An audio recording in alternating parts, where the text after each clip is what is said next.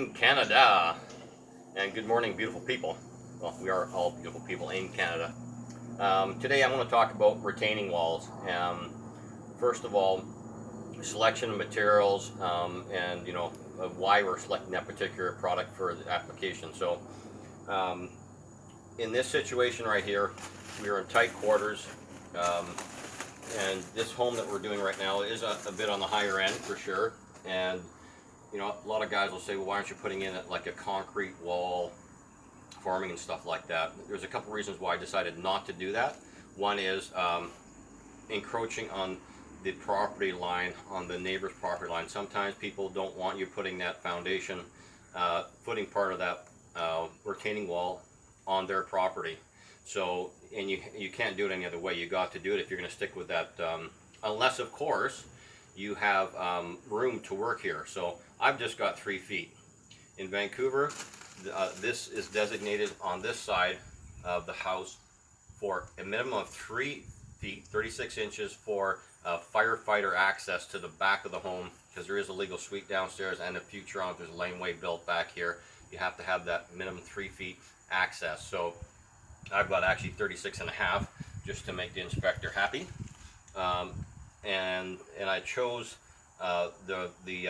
this split face block for my retaining wall. And this particular product is the basalite, what they call the valley block, or the keystone block. It used to be called a keystone, they changed to valley stone. And why I prefer this, say, over a alum block is I found that the blocks are actually made a little bit more consistent. And over the years, unfortunately, it seems that the blocks the sizes are changing. They're not straight. So it's increasingly difficult to get a straight line with these blocks, regardless if you're using the basalite or the alum block. But this is still, in my mind, in my opinion, a better block overall. There's a couple of things that we do. First of all, when we built the house, I always put drain rock all the way up our walls, especially on well, it doesn't matter what job we're doing. We're always putting in 3/4 clear crush for drainage here. So this down in here, along here, you can see it's all drain rock that's in here. It's all the way down, about 9.5 feet down, and we got a good solid base. So we didn't get quite to the property line, so we dug the loose material out of here. And you want to start off probably with a minimum of 6 inches of rock underneath there. Now, you can use a 3/4 inch clear crush, or you can use a 3/4 minus. And I always prefer using the 3/4 minus. The cost is the same for the rock, because the 3/4 minus, as you can tell, it looks a little bit different here.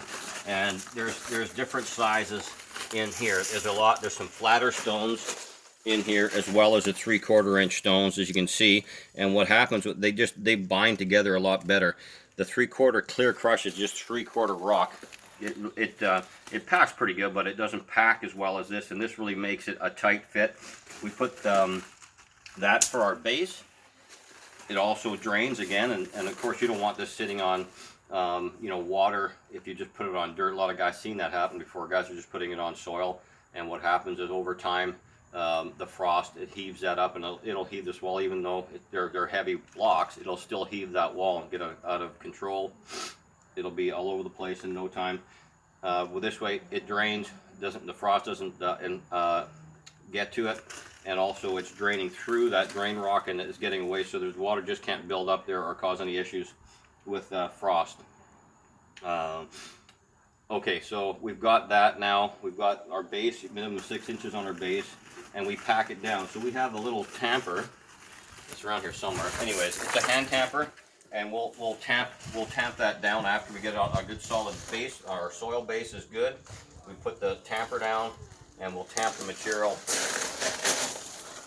Thank you. So we use a little hand tamper like this, and we'll pack this down here as we go along. Get a good flat line. It's crucial to get your very first row straight and level. There's a couple things that we'll check here. One is we'll use a level. We have various different levels for checking these things here. We'll put a level at the back of the block. I found it better and more consistent to go to the back of the block and check on your level here with your line, so you have a consistent line. Level it down, hit your points at the back. The front with the face being split, you can never get a consistent line with that, so that's best to go off the back of the block on all of them. And these Keystone blocks are nice because what they have is there are these holes that are on the top.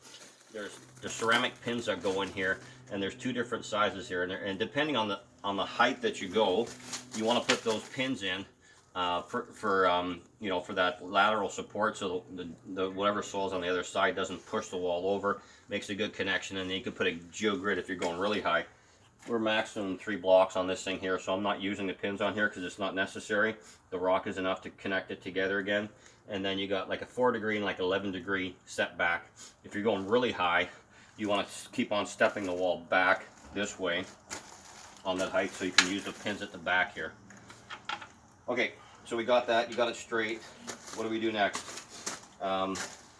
We make sure we use a longer level to put across here to make sure we're level here on the block.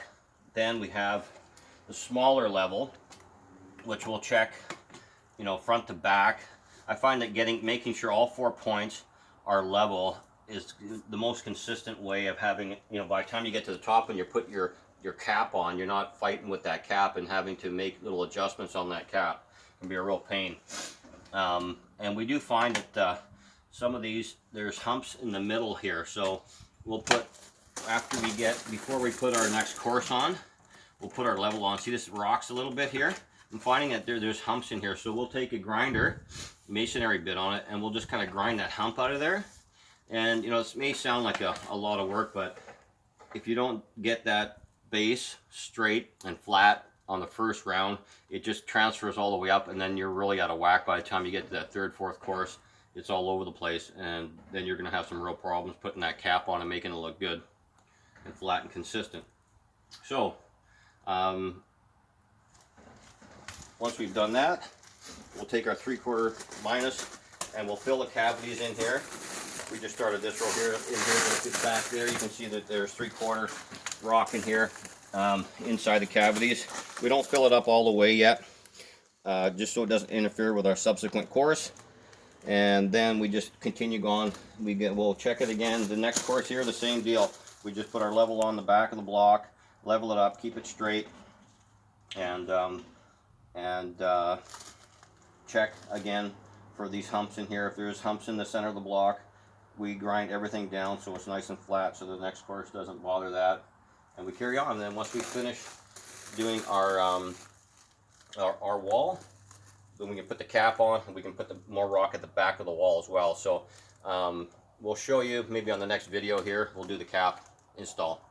Have a great day.